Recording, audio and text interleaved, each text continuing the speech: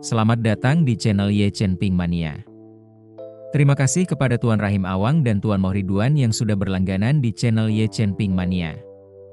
Semoga dilancarkan rezekinya dan diberikan umur panjang yang penuh keberkahan. Terima kasih kepada semuanya yang sudah like dan subscribe. Semoga selalu diberikan kesehatan dan kesuksesan. Naga tak terkalahkan bab 7432 sampai bab 7433. 10 menit kemudian, San Mengmeng, sambil membawa 2 jimat pelindung, berjalan keluar dari aula Wuliang dengan langkah ringan. Xiao Churan masih berdiri di luar, tenggelam dalam pikirannya, tidak menyadari San Mengmeng sampai dia mendekat. San Mengmeng mencondongkan tubuhnya, berpura-pura penasaran, "Direktur Xiao? Apa yang ada dalam pikiranmu?" Kembali ke kenyataan, Xiao Churan tergagap, "Oh, tidak ada apa-apa, tidak ada apa-apa." "Apa kau sudah selesai?" "Sudah selesai." San Mengmeng mengangguk senang, melambaikan jimat di tangannya, "Aku sudah mendapatkannya." "Ayo kembali." "Boleh aku menumpang?" "Tentu." Xiao Churan langsung setuju, meskipun dia masih tampak bingung. Hatinya dipenuhi dengan keterkejutan, kebingungan, dan rasa sakit. Yang dia inginkan hanyalah kembali ke perusahaan, mengunci diri di kantornya, dan menikmati waktu tenang sendirian. Dalam perjalanan pulang, Xiao Churan terus melamun, hampir menyebabkan beberapa kecelakaan kecil jika saja tidak ada peringatan dari San Mengmeng. Mereka kembali ke perusahaan tanpa insiden, dan Xiao Churan langsung menuju ke kantornya. Seorang admin menghampiri dan bertanya, "Direktur Xiao, jam berapa rapat hari ini?" Xiao Churan melambaikan tangannya, tampak gelisah, "Kamu tangani rapat hari ini, aku tidak akan ikut. Aku sedang tidak enak badan, jadi buatlah keputusan jika kamu bisa. Jika kamu tidak bisa, tunda dulu dan jangan ganggu aku." Admin, yang merasakan suasana hatinya sedang buruk, segera menjawab, "Baiklah, Direktur Xiao, Anda beristirahatlah di kantor. Saya akan memberitahu semua orang untuk merahasiakannya hari ini. Jika ada sesuatu yang terjadi, cukup kirimi saya pesan di WeChat." Xiao Churan mengangguk. Admin itu tanggap, jadi dia berkata, "Terima kasih atas bantuanmu."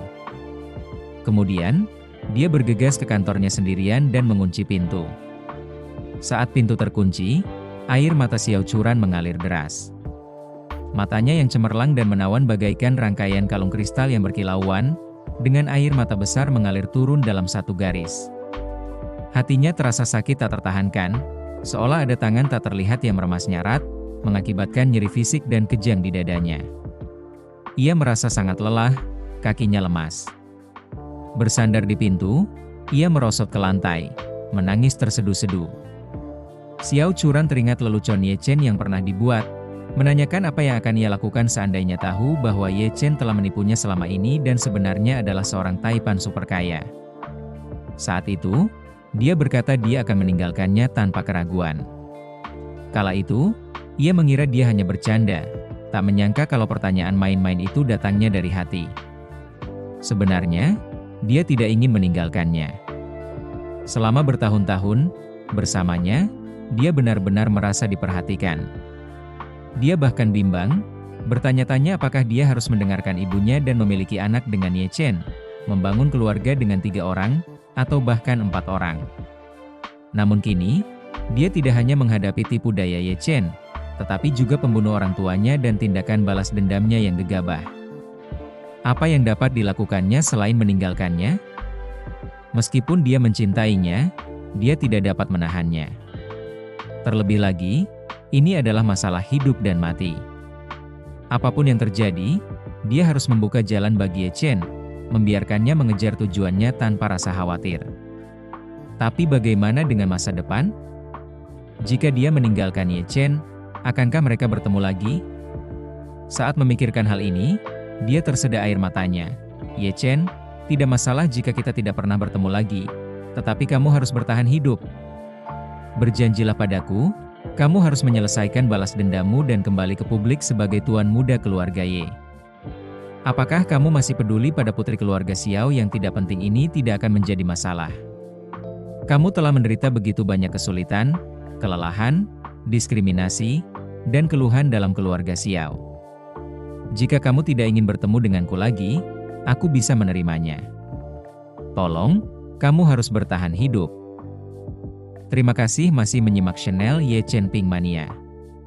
Xiao Churan mengurung diri di kantornya sepanjang hari, tidak makan maupun minum, duduk di kursinya, memutar kembali kenangannya bersama Ye Chen, dari pertemuan, hingga pernikahan, hingga saat ini. Dia tidak bisa menghitung berapa kali dia menangis, matanya merah dan bengkak. Menjelang malam, staf perusahaan telah pergi. San Mengmei mengetuk pintu kantornya dan bertanya dengan lembut, "Direktur Xiao, apakah Anda tidak pulang sekarang?" Xiao Churan menjawab, "Aku akan segera berangkat." "Kau pergi duluan. Apakah masih ada rekan kerja yang tersisa?" San Mengmei berkata, "Tidak, hanya aku." Xiao Churan menghela napas lega. "Baiklah, Mengmei, pergilah dulu. Aku akan segera pergi." "Baiklah, Direktur Xiao, saya akan berangkat kalau begitu." San Mengmei berpamitan dan pergi. Xiao Churan menunggu 10 menit lagi, mengira semua orang sudah pergi, sebelum menyeret tubuhnya yang kelelahan keluar dari kantor. Menatap area kantor yang luas dan rapi, dia merasakan keengganan yang mendalam. Meninggalkan Ye Chen dan bersembunyi berarti menghilang sementara dari dunia. Perusahaan desainnya harus ditutup. Banyak proyek yang belum selesai. Dalam waktu sekitar 1 bulan ke depan, ia harus bergegas untuk membuat kemajuan. Meskipun tidak mungkin menyelesaikan semuanya, setidaknya ia dapat menyelesaikan beberapa. Untuk proyek yang tidak dapat diselesaikannya, dia akan mengatur pengembalian uang dan membayar denda sebelum pergi. Membayar denda yang besar mungkin akan menghapus keuntungan perusahaan saat ini, tetapi bagi Xiao Churan, uang tidak lagi penting. Dia menyetir sendiri kembali ke Thomson Yipin. Kembali ke rumah mewah seharga hampir 200 juta yuan ini, emosinya campur aduk. Di halaman ada Rolls-Royce culinan milik ayahnya Xiao Changkun, kendaraan yang biasa dia tumpangi. Dia dulu mengira rumah besar dan mobil mewah itu berasal dari pendapatan Feng Shui Ye Chen. Sekarang, setelah melihatnya lagi, dia menyadari ada rahasia yang belum pernah diketahuinya. Sambil mendesah, dia memarkir mobilnya, membuka pintu seperti orang yang tersesat, dan memasuki rumah. Xiao Changkun dan Emalan sedang duduk di sofa. TV menyala, tetapi tidak ada yang menonton, malah asyik dengan ponsel mereka, asyik berdiskusi tentang Maladewa. Melihat Xiao Churan kembali, Emalan berkata dengan gembira, "Churan, aku lihat orang-orang suka bersnorkel di Maladewa. Aku berencana mengajak ayahmu untuk membeli perlengkapan snorkel besok. Mau ikut melihatnya?" Xiao Churan menggelengkan kepalanya, "Kalian berdua pergilah. Aku tidak tertarik untuk menyelam. Kita hanya akan berada di Maladewa selama beberapa hari, dan aku ingin beristirahat dan menenangkan pikiranku." Emalan menyeringai, "Kamu dan menantu laki-lakiku yang baik bekerja sangat keras. Kesempatan langka untuk bersantai di tempat tropis yang indah, kamu harus memanfaatkannya sebaik-baiknya.